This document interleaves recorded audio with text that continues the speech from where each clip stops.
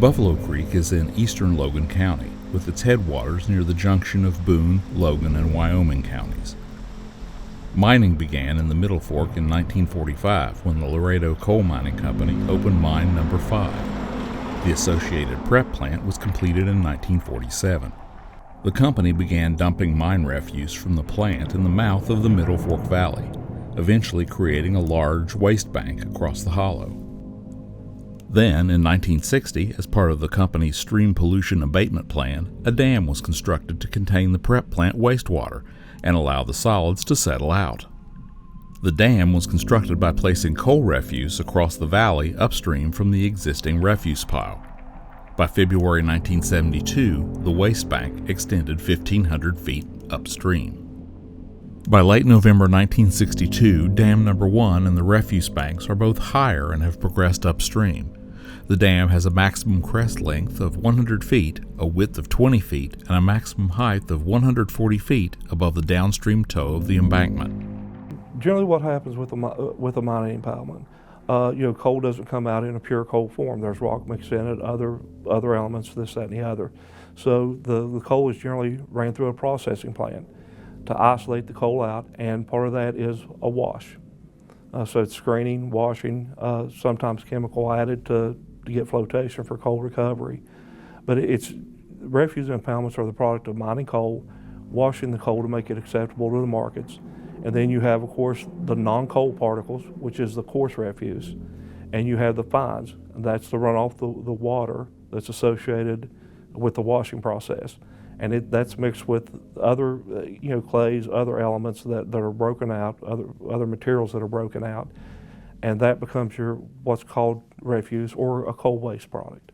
Buffalo Mining Company took over the operation in 1964 and in 1966 began constructing Dam No. 2 to replace the pool behind Dam No. 1, which had filled in with silt. Dam No. 2 was located about 600 feet upstream and built on the tailings of Dam No. 1.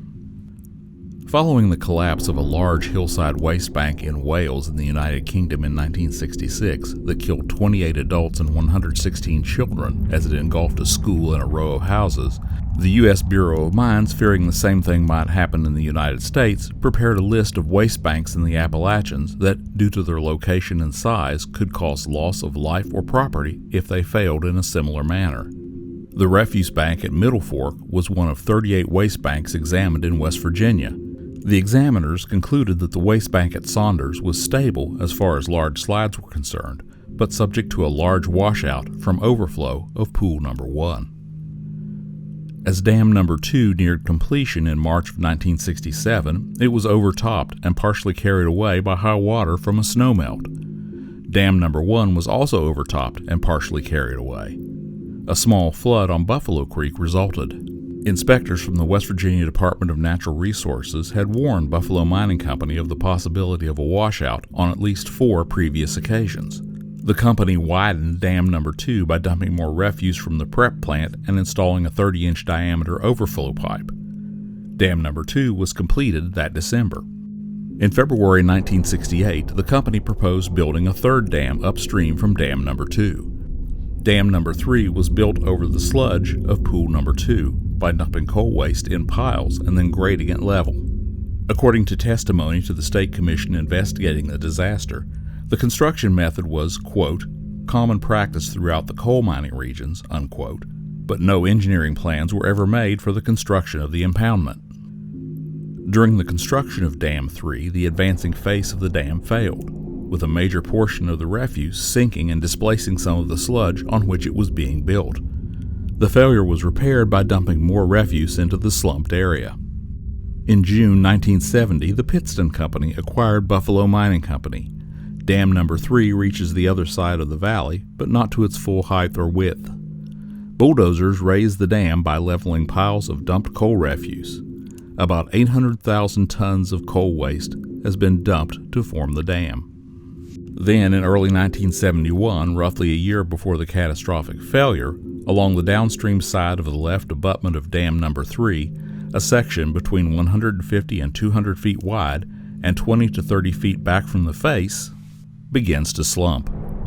Black water is observed boiling into Pool No. 2 on the downstream side of the dam. an indication of foundation displacement. The pool level behind dam number 3 was 20 feet below the crest at that time. The failure is repaired by filling in the slumped areas.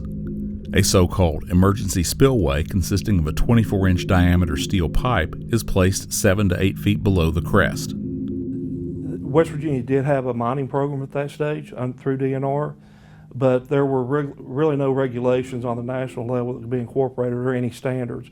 Roughly it was cataloging, inventorying, and then after the disturbance for strip mines only. Deep mines didn't have any regulations associated with them, nor did preparation plants or impoundments under land reclamation. They simply saw the revegetation, the seeding of the downslope mine spoil material, and that prior to Buffalo Creek, that was really the entire hux of the West Virginia mining program.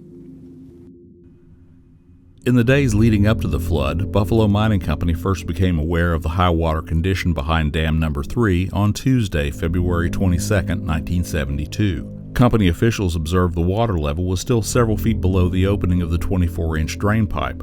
When they returned on the 24th, the water was seen flowing from the downstream opening of the drain pipe, indicating the water behind dam number 3 had risen 2 to 3 feet over the previous 2 days. By that evening, the water level was about 5 feet below the crest of the compacted portion of the dam. And by 4 p.m. Friday, the water had risen another 18 inches. It was raining heavily, and the water continued to rise at a rate of an inch per hour. By 3:30 Saturday morning, it began rising 2 inches per hour, then 3 inches. By 6 a.m., the water was just a foot below the crest. Cracks began to appear parallel to the dam's crest. According to testimony at the state hearing investigating the disaster, a company official encountered 2 sheriff's deputies downstream at Laredo around 6:20 after he had inspected the dam and told the deputies that, quote, looked all right, unquote. Having spoken to other residents along Buffalo Creek who were still concerned about the dam, the deputies continued to warn residents in the area. Sometime just before 8 a.m., Dam 3 experienced a massive shear failure, releasing the water and causing Dam 1 and Dam 2 to overtop. The failure continued to progress across Dam 3, exposing a breach in Dam 2. A few minutes later, at around 8:05, Dam number 3 suffers a catastrophic failure, releasing a massive flood wave into the narrow valley below, more than 17 million cubic feet of black water.